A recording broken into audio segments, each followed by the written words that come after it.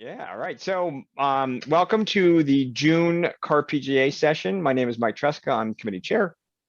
We are honored to have Bill Bridges with us, who is a man of many talents, and he's going to talk about everything because he can.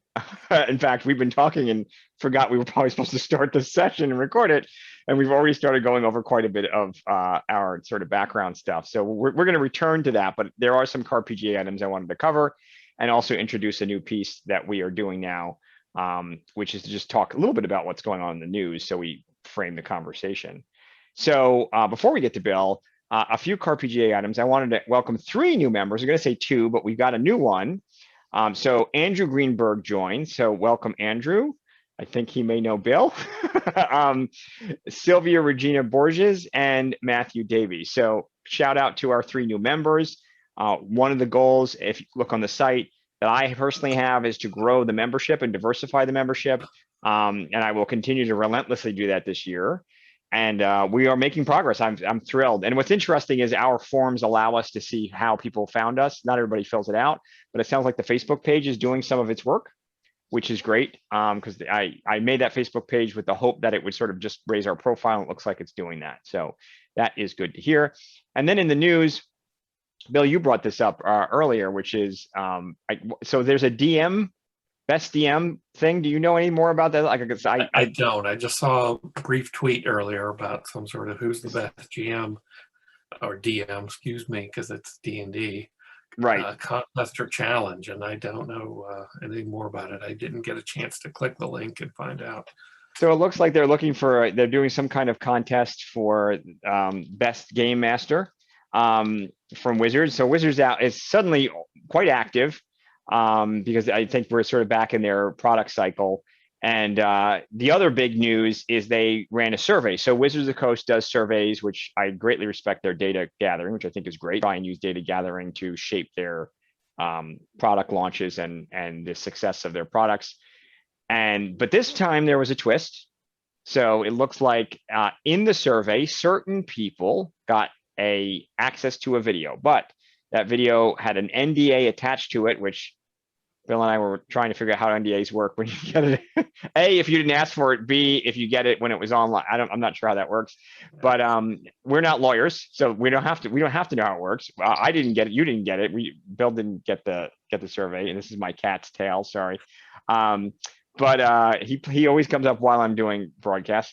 So what's really interesting though is what came out of it. So I'm sharing based on the internet. This is not just in case lawyers come after me. It's not because we know anything about it, but it seems to be that Wizards is discussing some kind of virtual tabletop. So I don't know if that's true other than what we've heard, but if it is true, it's really interesting because Wizards has not, in my opinion, really locked that down. They've sort of worked with partners. So people are wondering if this means it is part of a launch of a new edition, perhaps hand in hand, or if it's just sort of a launch of taking on what we consider to be probably a pretty big untapped market, which is getting more control and frankly revenue out of a digital opportunity, which I've written about extensively, that Wizards has really struggled to get that locked down, partially because of talent, partially because it's obviously a pretty big space that is well trod by many competitors. Maybe not for Wizards specifically and D&D specifically, but certainly for a lot of brands, Roll20 and Fantasy Grounds being two. So there are definitely large groups out there already doing it. So it'll be interesting to see how Wizards figures that out. And it sounded like it was supposed to be multi-platform, mobile enabled, all the good stuff, which I don't know about you, Bill. I've seen probably like 8 of those Kickstarters that all promise that, and I haven't heard from any of them in a while. I'm sure they're out there. Everybody wants to do it. So I don't know. Do you have any thoughts on that in terms of virtual tabletop, like what you think the future is one way or the other? I don't know. The way these things usually is you get a bunch of different versions out there, but usually it winds up being one or two in the end. And it's just whoever migrates the most people over. And it's very possible Hasbro can get a pretty big part of the market because they've already got a lot of D&D players. And it really comes down to if they restrict materials, like your ability to download certain of these new NPCs or situations and maps and stuff to their tabletop, rather than making it available across the board, all of them. We'll see. You make it a good point. I think that's the concern people have, which is does the greater reach of Hasbro/Wizards also mean more control over how it's distributed? Right now, it's sort of loosey-goose, and you can get it on Roll20, you can get it on Fantasy Grounds. Does that mean some kind of change in strategy? So stay tuned. We'll resume that discussion. To that point, before we get into Bill's full background, we're going to take a hiatus for July and August because of vacation, and because I won't be around some of that time, and we think our viewers probably won't be around some of that time. And as we see here, we're not getting a lot of people today, which is okay. It's not a knock on Bill, just for the record. That's just that we think everybody is just, yeah, I know he's all broken up about. So that's why we're recording this. But we suspect that it'll be better in September. So this is a general call. I'll be sending out emails certainly as well. We welcome other members to be guests or recommend guests. So definitely put a plug in for that. Let me know. I'm at miketreska@gmail.com. But I'll be on social sort of asking that same question. So we can get what I'd love to do is get ahead so we have a few people scheduled to the end of the year. So we will work on that. Okay, so that's our sort of housekeeping. But let's talk about our guest, Bill.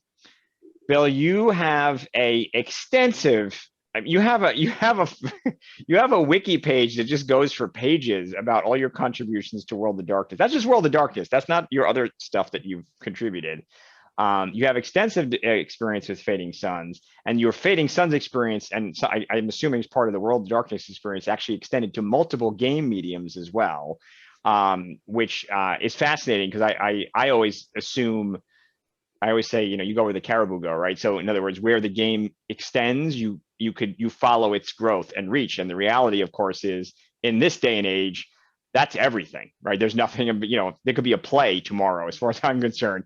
There's opportunities everywhere. So I figured before we get too far into that, though, I always like to start with, how did you start gaming? Like, what was your sort of introduction to tabletop gaming and piqued your interest? My introduction was a friend of mine, some friends of his, these cool kids who I didn't really know well, were playing this weird game called AD&D. This was 8th grade, and I got a look at the player's handbook they had, and I knew I gotta get this stuff. And so my brother and I convinced our dad to take us down to this local hobby shop, which I think was called Fantasy and Strategy World. And this was in Falls Church, Virginia. Okay. And there was all this cornucopia of cool stuff, role-playing game books, there was miniatures.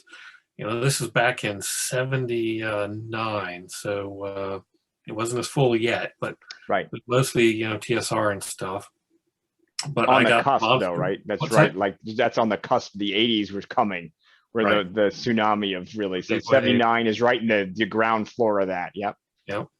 So I got a copy of the Monster Manual. My brother got the player's handbook, and we all figured out, how do we play this? But the DM's guide wasn't out yet. It wasn't in print. And so a lot of the things, technically by the rules you need, such as the to hit chart, so you know how someone can hit, aren't in those books. So then we got the basic set, because that had that kind of stuff.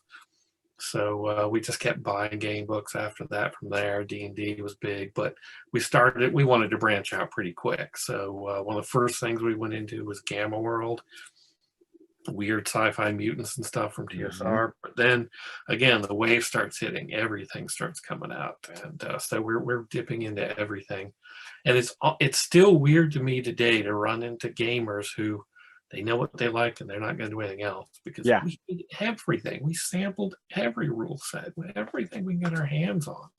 We would go to the game every single week. It would get on the bus, go to the game store, see what was new, see what was out. Hey, David, how you doing? So yeah, we were just gaming all sorts of stuff. And, wow. I think one of my biggest revelations in that year, though, I was really sick of D&D and things like that. And there was this new weird-sized magazine they started carrying, because it was, British letter size, a White Dwarf, It was issue number 11. I picked that up, and it had some RuneQuest stuff in there. It's like, what's this RuneQuest thing? Skills? Wait a minute, you can play non-human. I've got to get this. And that after I the RuneQuest up, no more D&D. It's all mind blown, just expanded. Yeah, I remember. And it's funny, I actually have this folder from when I was a kid of all the characters I made, and it's everything. It's like Star Trek, Gamma World, Star Frontiers. Yeah, Traveler. I think there were Traveler. I did a Traveler game. There were, and to your point, now it's like, it'd be really difficult, I think, to sort of get people to be that easily jumping from games, especially when they're dissimilar. Top Secret. There's a lot of Top Secret. Yeah, we did that too. Boy, we did do Call of Cthulhu. Wow, it's so funny. So definitely, you know, and I think your journey is similar in the sense that people, they discover D&D and then they discover role playing as a genre and go, okay, there's all these possibilities. So from there, you know, obviously you've moved your way, and I think in some ways some of your career is reflective of the development of tabletop. When was your first job? Like, how'd you get your first job in doing tabletop? Well, when I went to college, I met a bunch of people. Our gaming group was super into role-playing games as art forms. Man, we were doing art, not just gaming. And so that was kind of a big thing. And a lot of the guys I was gaming with went on to be working, like a guy who had founded our local, our college gaming group, the VCU Game Masters. That was Dan Greenberg. He was writing stuff for Tor, DC Heroes, all sorts of stuff. Mm-hmm. And so that was kind of an in into the industry. And then people I knew went to work for Chaosium, like one of them was Sam Shirley, who then became the Pendragon developer. And he put out an open call for, hey, we need writers, and here's some different plots you might try to use and stuff. And so some of the other guys I've been gaming with thought, oh, we're all going to try to write something. We're going to try to get something published. And I, at that time, was trying to be an artist. I was going to art school. I wasn't thinking about writing. But there was a little competition in there that, wait a minute, I can't let these guys get published before I get published. So I wrote a proposal out, a little adventure, and they accepted it. Wow. And so a little revision here and there. Then Greg Stafford did a lot more stuff because he had a huge library of access to information that I simply didn't have. I'd set my little adventure in Pendragon on the Isle of Anglesey, and I didn't know that much about it. But he was able to add a lot to it, and they published it in a supplement called Savage Mountains. Wow. And it came out at Origins in 90 or 91. And so I went there, and there was my book. It was great. And I ran into an old friend of mine who I hadn't seen like 2-3 years, Dan's brother, Andrew. And Andrew was working at this new little company called Werewolf. He was the vampire developer, and they had just come out with Vampire, the hottest new game in that convention. Wow. And the cover, everybody had to go look at that cover with the rose on the marble. And he was looking for writers. I said, well, I just got published here. And so immediately I started writing for Vampire. And there was so much work there that, you know, I didn't do a lot of other stuff for the next year or so because it was all White Wolf. And then they needed a Werewolf developer. And so I was brought in as the full line manager for Werewolf. Wow. And then, like I said, that page is self-evident in the, I think I'm going to put it in the chat because it's enormous. But that makes sense. So in a lot of ways, you were sort of following the ascent of World of Darkness, which was, again, a massive tsunami of content, right? I mean, there's just no way. And in many ways, some of my own interests were. Well, we were a factory. Yeah. The whole thing was to churn out books. I think Werewolf had 9 or 10 books a year was the idea. Right. That's almost like a monthly periodical comic, except these books had a minimum of, 45,000 words, usually much more. And when I say 45,000, I'm not remembering exactly, but, you know, everybody now refers to these things as splat books, the clan books, the tribe books. One of the reasons we honestly did that was because when you're trying to put out 10 books a year, that's a lot.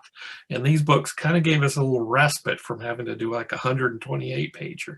Right. So, and you got to have a little more art than usual too. And players love the darn thing. So it's one way to ease the load, because that's a lot of words. It's a big, Yeah. big thing factory. Well, and it shows in your credits because obviously you were producing massive amounts, which I think is just phenomenal. And Well, we all were. Everybody at the yeah, company. well, I know it wasn't just you, but what a Overwork. work. Yeah. Yeah. I mean, just for so many worlds. And of course they're they had some occasional interconnections, which I think was great too. And so you're really like myth building, right? It's not just sort of, you're not just working on one game and they're very distinct. They sort of shared they weren't, obviously they had their own focus, but um There were you certainly had a crossovers and right. all that. It was a single world of darkness. And so, yeah, there was a lot of coordination between everybody on the development teams and stuff. And that was easy because we were all in an office too. Right. As a kid, I read a lot about the Marvel bullpen and it sounded so cool. And turned out it was largely a myth. Most of the actual writers and artists were working outside the company. It was mainly the layout guys and stuff who were in that bullpen. Right. But White Wolf in its early years really was that kind of Marvel bullpen. We were all there together and we'd walk into each other's offices or cubicles and just start, jazzing on stuff. And That's amazing. And I feel like that, to your point, like, I don't know if we're going to have that ever again. I mean, COVID aside, but yeah. in terms of just even startups now, be the way either the way they're structured, the way they're funded, or just, there's probably a dozen factors that change it. But I do feel like TSR had it, obviously, when they started. And then, of course, they became more corporate. I think, White Wolf had it, which was on the sort of tail of that as the next phase. But after that, I'm not sure how easily someone could do it that way again. I think it's very much now people literally working in silos who come together through the internet at this point. Right. So yeah, it'd be very hard to get that sort of thing together. Yeah. But it is magic when it happens, right? That's great. It is. So you do all this amazing work. I mean, I almost don't want to jump off of this because it's so much. What was the game that you felt, was it specifically Vampire or Werewolf, or you worked on Mage, right? So like, what was the one that you felt most as you were associated with in that? Well, Werewolf was my Werewolf game of my soul there. That was a great game. I loved them all. I mean, they're all great. But did some stuff for Vampire, a lot of stuff for Mage. I only did a little bit of stuff on Changeling because I was so busy with other stuff, and only a little bit of stuff on Wraith. They're great games, but they don't have as much of my mark on them at all as some of the other stuff. But and what product in the Werewolf are you most proud of? There's two of them I really like, and they're actually more the fictional side of them. One is a Guru Saga, where it was basically a bunch of different sagas, poems, different formats for different periods of history, the histories of the tribes. It was a heavily illustrated book. And the other one was a kind of weird nonfiction fiction book called Chronicle of the Black Labyrinth. And it was kind of positioned as this weird old 1970s era occultist paperback kind of book that was revealing worm secrets and dark Nice. black labyrinth stuff. And there's a lot of weird little esoteric clues in there that I don't think a lot of players ever picked up on. It was really deep reading, and I think they just never looked at it deep enough. But right. Gave away some secrets. Which is interesting because, again, I would argue that's sort of presaging a lot of this kind of almost esoterica for esoterica's sake, that for true fans, they're really going to engage with it. And again, of course, you didn't have the community the way you have it now, where you go on the internet, you look it up, and it's in a wiki, and somebody can point to. I should mention, I didn't write those ones. I was the developer who for those and hired them. Gru Saga was Rustin Quaid with a bunch of really good artists, and Sam and Abbott on Chronicle of the Black Labyrinth. That's awesome. And you mentioned fiction, which you're a writer too, right? You've done fiction. Yeah, I did a writer. I wrote one of the first Werewolf novels, which was The Silver Crown. And then there were some follow-ups using some of the same characters over the years. We just did an article, Lou Pulsifer, he's one of the columnists on N-World, wrote about how fiction and storytelling are fiction and role-playing storytelling are different and sometimes conflict, or at least don't have as much in common as they'd like to sometimes, or the way we'd like to imagine they do, either as a controlling dungeon master or a player who has a very extensive backstory and is very upset when the dice disagree with them. Yes.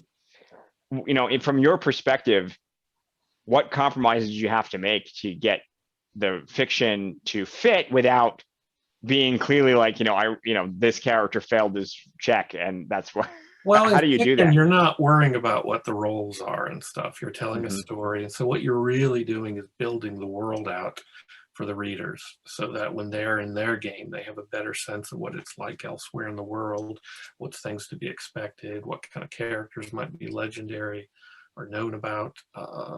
So it's really just more soaking in the more storytelling side of it. Because again, Werewolf, White Wolf, World of Darkness was all a storytelling system, storyteller specifically.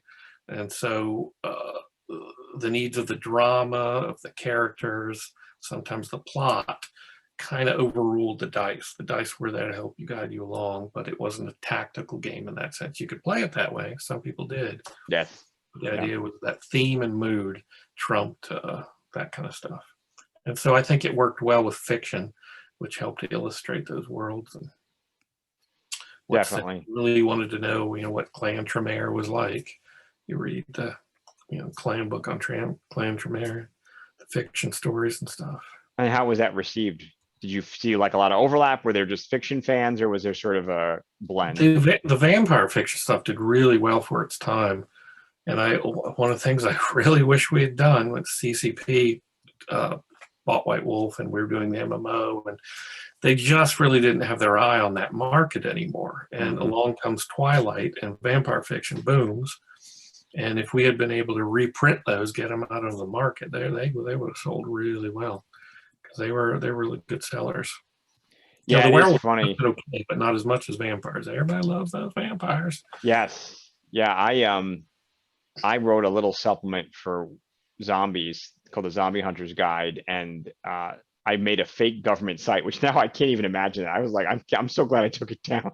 I copied the CDC, and I took CDC's code because you could back then, and made a site that was like I made a division of the CDC, and that like got me in a book. I'm in somebody else's book about zombie physiology, and it was one of those things where zombies. This was the beginning of Walking Dead and a bunch of other stuff. So right place, right time. My stupid little thing, not nearly the level of what you're talking about. So I just to your point, some of these things, the population comes around, the general public, and if you've got the right property at the right time, it can go really well. But sometimes it's too late. By the time you notice, if you weren't ready, it's too late to sort of gear it up. Vampire came along at just the right time to catch the goth subculture that was coming up in the 90s. And so there was that intersection between gaming and goth, and it was still a little niche, so it hadn't hit mainstream. And so, there was a TV series based off Vampire the Masquerade that Aaron Spelling made called Kindred the Embraced. And it was a vampire soap opera sort of thing. But again, it's one of those that if it had come out even 5 years later, I think would have been a huge hit. But the audience didn't know what to do with it. The network didn't know what to do with it. It was just a little odd for then. But so it was just, again, too far ahead of its time on that. Really? I mean, there's so many vampire shows my favorite, which just drives me crazy, and I had difficulty with Buffy, and it's not fair. It's not fair, but because I felt the horror / seeing monsters not as monsters but as characters, all that was very much storyteller universe. That was first. The World of Darkness was first for me. So then all these genres came along that were like, everybody's a thing, like, hey, I happen to be a werewolf and there's a fairy down the street, and to me all it looks like was imitations of World of Darkness. I just and I couldn't get into it because it would bug me so much. And then it's now so common that it's shorthand, where people they just write stories and they're like, yeah, I'm not even gonna explain what a fairy is or a ghost or whatever. We're just gonna say like, he's a werewolf and that one's a ghost and this one's a vampire at the end. Yeah, it's weird how mainstream it's all come. It really has. It really has. I mean, some of it's been done really well. I think Being Human was one of my favorite shows that sort of had. But I haven't watched yet. I need to. Everybody. It's really good. It was really good. And then it was really good. The whole thing. I won't give it away, but so. You have experience with fiction. You have experience with this. Obviously, you're an artist as well, and certainly that was your background. And so you're writing, you're doing design, which is amazing. And how do we get from there to Fading Suns? Well, there was a computer game company. We knew these guys, Holistic Design. Well, they weren't called that at the time. They had started in their basement in college as Several Dudes Holistic Gaming. They were two drunk that came up with this stuff. And we wanted to grow and do other stuff. And they invited me and Andrew in to the company, Andrew Greenberg.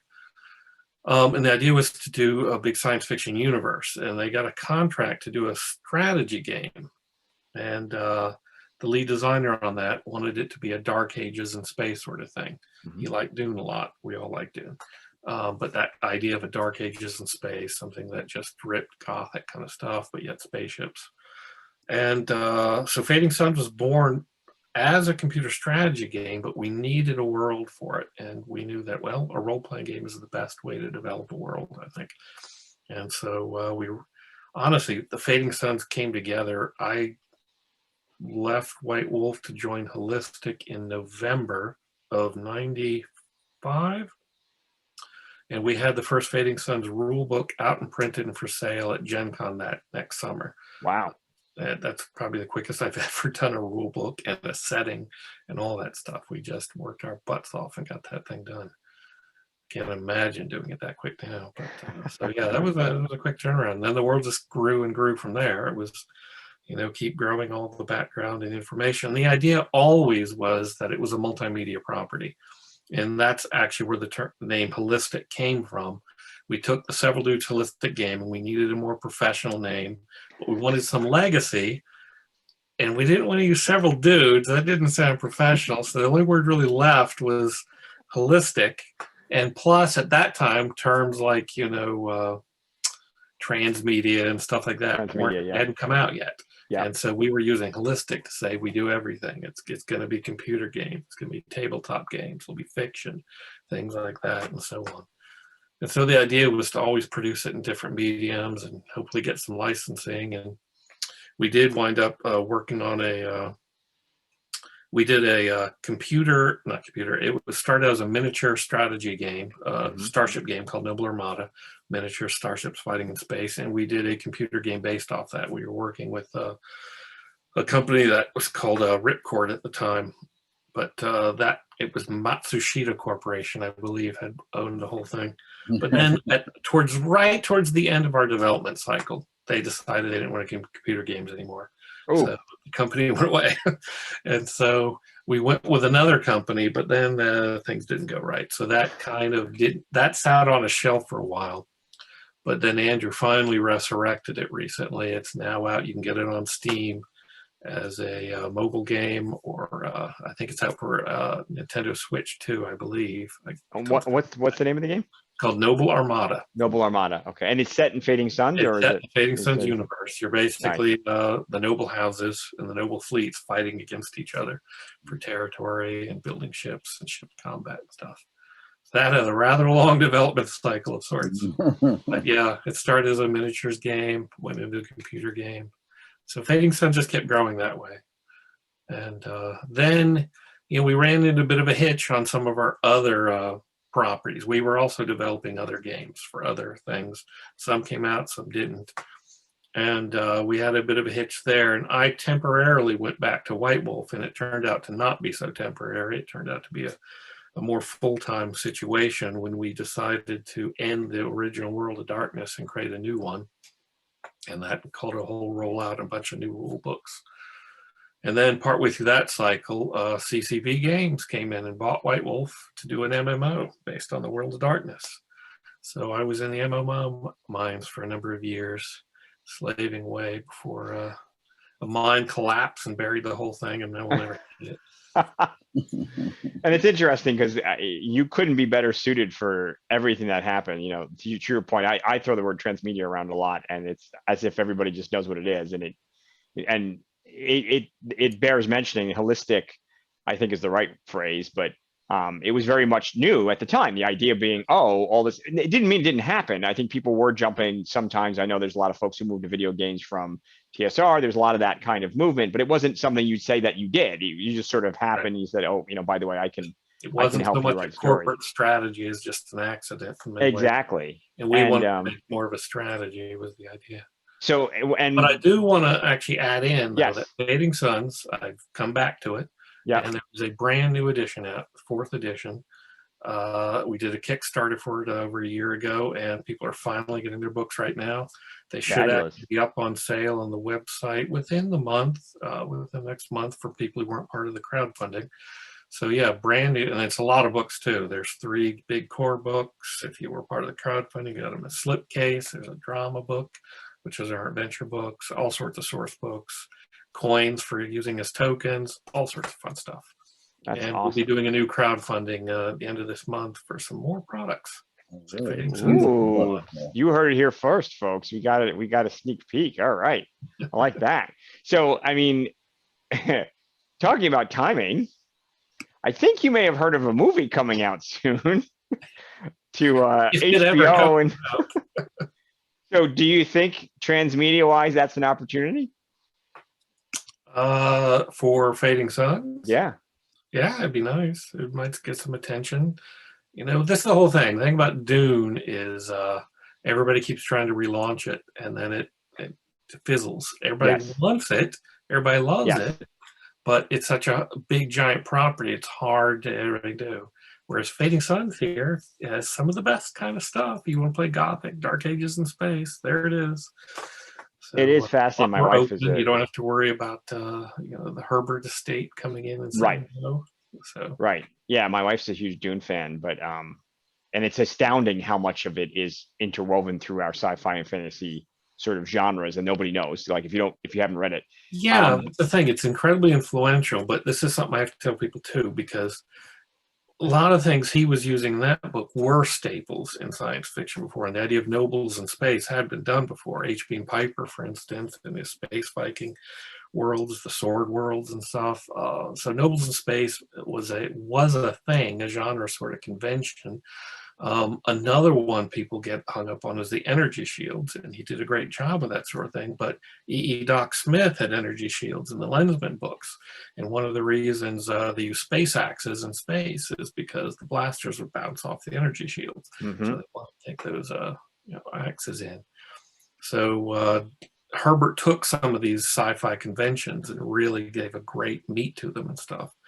But Fading Suns, I wanted to take that same legacy of sci-fi kind of stuff and reinvent it for players to actually be able to do stuff with it.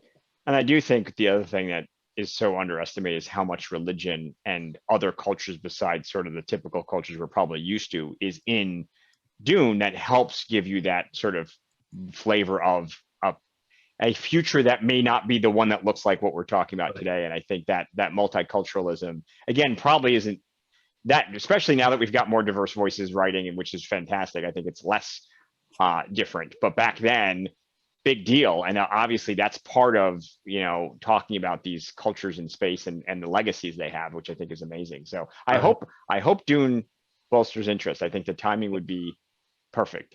So, but to your point, Dune better do well. That movie better do well. If you I hope it's a good version. I'm greatly fond of the David Lynch version, as flawed as it is. Yeah. I wish he'd been able to do a director's cut, because they took it away from it towards the end, and it didn't all gel. I think the first half of the film works really well. The second half doesn't gel. Again, he didn't get final cut on it. And he's so bitter about it. I think even if the stars aligned and they were to let him do a director's cut, he wouldn't. So I don't think we'll ever see it. It's too bad. That is too bad. But to your point, I think we appreciate it more looking back too, where there's a lot of people, well, it was this or it was that, and then you look back at it and you're like, it was its own thing. And wow, it was very oddball for its time, and I think people couldn't wrap their head around it. But yet, it's so weirdly influential too. People think through that lens. It really is. It really is. And the other thing too, we're in a new golden age of sort of experimentation with streaming, where a lot of these companies are just throwing money to try and build a franchise. So they're willing to try all these experimental things. And I keep laughing at things I see, and I'm like, that was in this campaign, that was in that game, that was over here. But okay, you guys want to launch a new franchise because it was based off a comic that fine.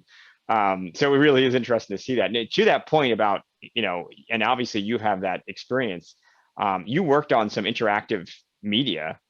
How do you do that? So you were a script writer for Dracula Unleashed? Well, back in the 90s, we did a lot more computer games. It was a smaller industry then, a lot more indie. And Holistic, we were a computer game development company. We would develop games for companies.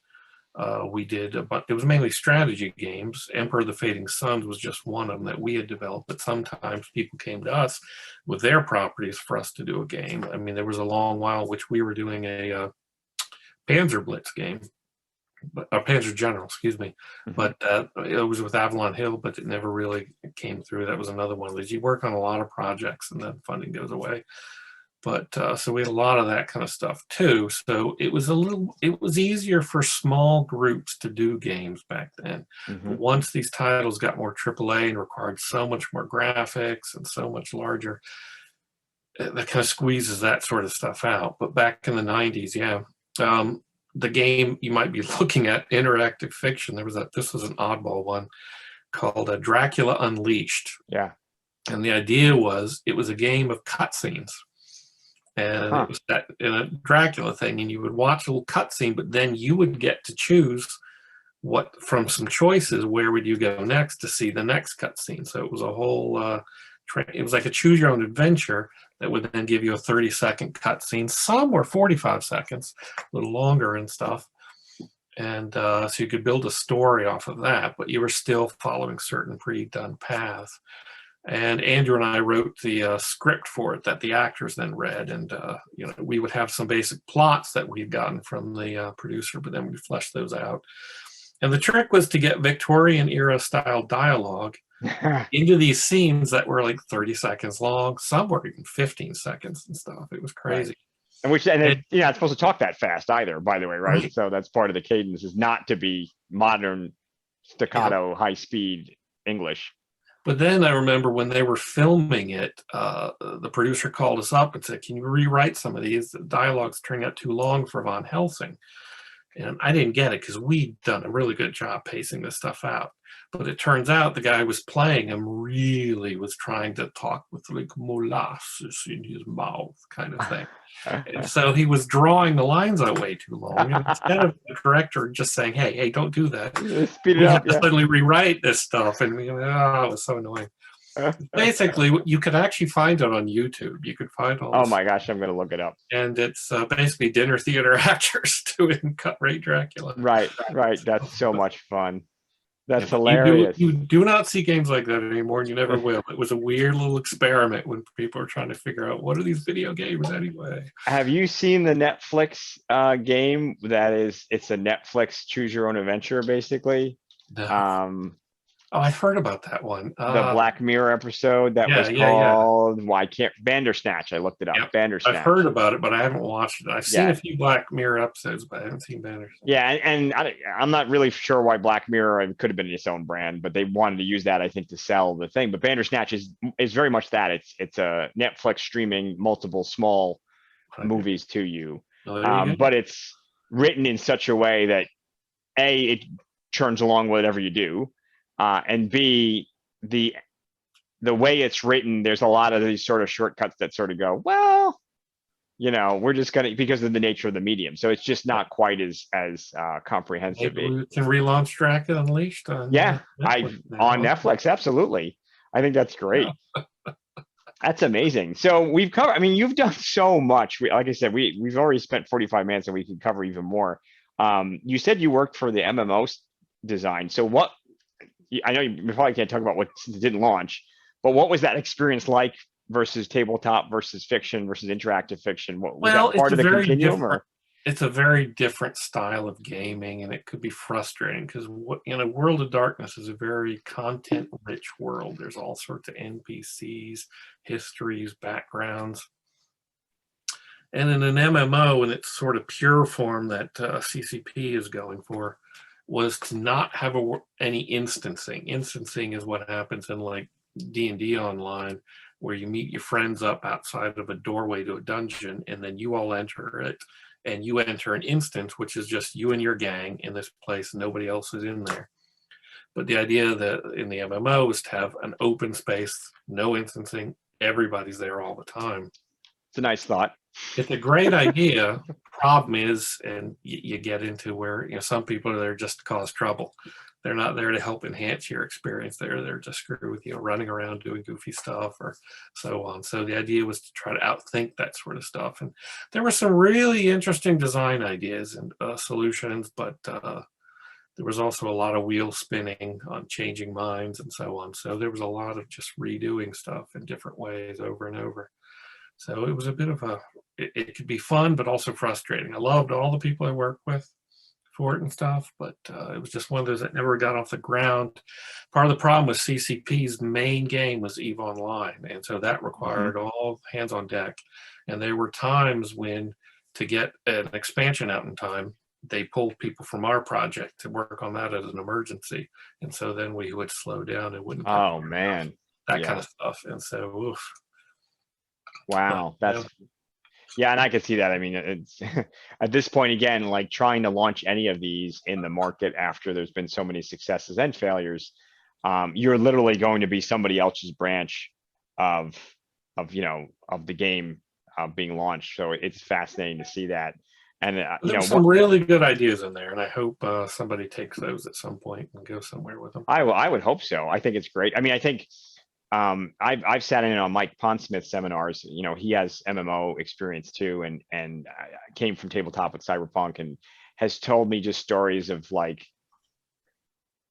part of the challenge is other people you don't know. So basically, candidly, strangers. They are content, whether you want them to be or not. And I think one of the things programmers would love to do is pretend they're not content. So they basically go, oh, well, that's just a player. And the reality is, if some guy comes in and attacks me in game, or just talks in a way that has nothing to do with the game, that's different content than maybe what you had control over. And then for level systems, his biggest point was, you're always trying.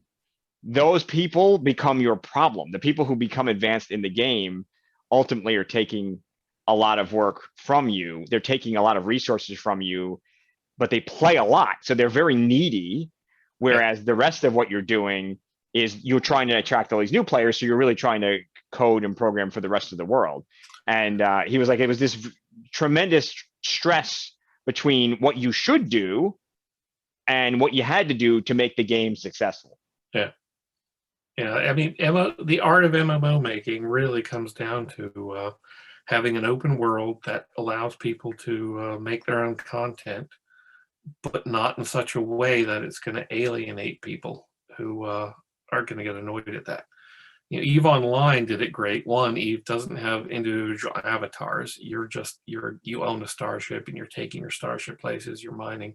So it's really more of a strategy game in that sense, to where you're doing resources, but you're working with other people who are in your corporation to get goals done. And sometimes you team up to attack other people. And so it's a game with a lot of interaction, but it's not face-to-face avatars in your little world in a sense. It's you talking to them over chat and working and planning and tactics. And okay, we get enough of these resources put in, we'll build a ship, and then we get to go beat these guys up and take their stuff and so on. And it really encourages a cohesiveness among those guilds, and some good rivalries, and then some great stuff too. Like a time one guy within a guild betrayed his guild and pretty much gave all their money to another guild, and like, I ruined all my gun. That was a great moment because it could actually happen. Nobody was there to referee it away. Right, and that's a perfect example of players or content. And when players are playing and invested, they can also do unusual things that are not part of the way the game would normally go, but because they're content, they can do great stuff. It's really amazing. And I always say, the culture of the game that you establish early sets the tone. I've never been a fan of like, we just sort of let the game go and, people just do whatever, because you get very different subcultures that aren't about gaming. Frankly, you get the internet represented, and sometimes that's okay. And so I've been running Retro Mud for 25 years. And boy, have we had some battles to really try and set the tone. And, it's really, and it's a microcosm, of course, what you're talking about is really fascinating. So really, and again, at this point, you're probably one of the few I can name that has had that full range of experience, from massive multiplayer, interactive fiction, which again is branch pathing and, is related, tabletop role playing, computer games, fiction itself. You worked on card games too, right? So unbelievable. Let's see, which card games? Not really. I didn't I do think much. it said something Oh, about Rage. yes, Rage was the Rage. werewolf spin-off. Yeah, Yep. yeah, I did work on that. I wasn't the primary designer, but we certainly play tested Let me that. tell you what else you Yeah, worked on, Bill. You worked on so much. I forget all. Jeez. Yeah, Rage, So that was the collectible card game craze that I yes. liked, and I didn't like a lot of collectible card games, but I really liked Rage. It was such a great. Mike Tinney was the primary designer. It was such a great idea for taking that werewolf milieu into that collectible. It was just I loved that. I liked And I playing. I played the loved vampire one. I actually played, and that was another thing. I used to play all these different card games. Like we just played all of them, Magic, and then like anything else, yeah, yeah. and then it got so much you were like, I can't play them all. I can't collect them all, and I certainly couldn't keep track of them all. And if I, God I forbid, I still mixed have them. my playtest computer printout cardboard vamp cards from that vampire playtest from way back when it was first starting. Wow. We played. Wow. It would take hours to play the thing, and there was no art. It was just the cards with the rules and stuff that were printed out from like a Words or something or a page maker. And I still got them somewhere, and I need to see if anybody Hey, wants to buy every them. game starts in some format, right? That's amazing. Well, we have a few more minutes. I want to give you a chance to plug your stuff. So where can we find you? Well, if you just go into Google and type in Fading Suns, you'll come up with all sorts of ways. There's a Fading Suns group on Facebook of fans. There's one that Ulysses Spiel does. Mhm. Ulysses Spiel is the current publisher. If you go to their site, I cannot remember the US version. Again, just Google them. It's Ulysses, ULISSES-US.com. Yep. There you go. Mhm. And that'll give you the most up to date, and that'll be a portal for buying them too once we get them up there. We've been waiting for all the crowdfunders to get their books first before they Right. go out to the public, but that should be any time now. And there'll be PDFs available there too. They'll eventually be on drive-through, I'm sure, and places like that. So what? So you said there's a Kickstarter coming. Yes, well, it's a crowdfunding. Crowdfunding. Okay. Coming up. I'm not sure it'll be on Kickstarter. There are other options it might. Yeah. And so keep your eye out for that. Certainly look on Facebook. You can look. I've got a page on Facebook, Bill Bridges. Mhm. B Bridges on Twitter. I'll be certainly announcing this stuff. My website, bill-bridges.com. So anytime Wonderful. we have some big news on that stuff, I'll be putting it up. And I will ask you for all this by email so I can put it in my summary too. So we'll make sure we get that There you covered. go. Great. That's awesome. So what if you had advice to give for someone who was saying, I'd love to do some of the stuff you do from a sort of, I don't want to pigeonhole myself. I don't want to just do one thing. I love to come to the gaming, and sort of see where it takes me. What would your advice be for someone who sort of wants to get into the gaming field but doesn't know which gaming field particularly? Oh, geez, I don't know. I kind of stumbled into it. I mean, I loved tabletop gaming. I did it a lot. I did it with people who also loved it. And so they naturally kind of, migrated into the industry. And it was through knowing them that I got the door open for me to go into the industry too. And so part of it is just, if you're dedicated enough, find the people who are doing it. If you want to work on the published games, you find out who's doing them, what editors you might want to work with, and try to email them and get some stuff. The way to do it's a little rougher now thanks to COVID, but the way it used to be was you go to Gen Con or Origins and meet these guys in person, like me. I'd be at the booth for White Wolf or now Ulysses and stuff, and you hit me with ideas and stuff. Back when we were doing White Wolf, we had so many books we had to do, so there was a lot of writers I could hire. There were a lot of slots, and so when people came up and said, "Here's a good sample," if it was good enough, I'd have an opportunity to fill it in. The usual way, though, and this is the way, be ready at any second to do it, because what would happen was I'd have somebody hired for a book, and then they'd drop out, and I can't finish it, and so I'd go, God, I got to get somebody to finish this in 3 weeks. Here's this new kid. Call them up and say, can you do this? And that's your opportunity. If you can fill that, I'll keep hiring you. Right. That sort of thing. And that'll happen throughout the industry. So that's awesome. I always say, especially creative industries, it can be challenging. People with big ideas, but the ones who can deliver day after day, Yes. Those are gold. Now, And the not thing- everybody can, Yeah, this unfortunately. isn't as deadline driven as it used to be, but it still is. And Yeah, so make your dates, get your stuff delivered. absolutely. That's a big, big thing. It's one thing to sit and talk all the time about the ideas you have, but if you can't actually put them down and then actually deliver them as a draft, nobody's going to see them. Is Ulysses still looking for writers? Is that something that Fading Yeah, Suns I'm is? always looking for Fading Suns writers. Excellent. Another way in too is there content creation programs for the public too, unlike Drive Through RPG. People can publish their own setting materials and stuff for different games. Ulysses has some up there for now, like there's the Torg Infiniverse Mm-hmm. for Torg. There'll be one for Fading Suns that we'll be rolling out soon. Oh, excellent. Phoenix. That's big news. Yeah, That's great. Yeah. So there'll be a content creation for Fading Suns. Fantastic. Absolutely. Oh, very well. Now we got two pieces of news. We got crowdfunding. I'm going to keep, I don't know if you're supposed to leak all this, but we got crowdfunding. I have mentioned that. That's another thing, actually. Every Yes. 2 weeks, we just did it earlier today, but 2 weeks from now, on Thursdays, 5 p.m. Eastern, Andrew Greenberg and I do a live stream on Twitch on the Ulysses International channel. It's called Heretical Musings, where we talk about Fading Suns, and each week is a little different topic, such as the one we did today. We went on a step-by-step on, okay, you're going to start a Fading Suns game. How do you start it? What do you do? And so we went to one of the sections in the new Game Master book and started that. So that's another way to find out about Fading Suns, and all the previous ones are up there to watch too. So. Oh, good. So we're definitely going to put that in our summary as well. And of course, I expect nothing less as a transmedia person. I fully expect you to do the streaming. I mean, we didn't even touch on that really, but the Ulysses guys are doing really good on helping to host that. I don't know how to handle any of that. You just need a camera and a computer. You're good, Yeah, obviously. They turn it on, you know, whatever I talk. Well, Bill, it's been an absolute pleasure. I feel like you and I could just talk for like 4 hours and not even touch on half the stuff, but I do want to keep it to an hour. I try to keep these videos to an hour.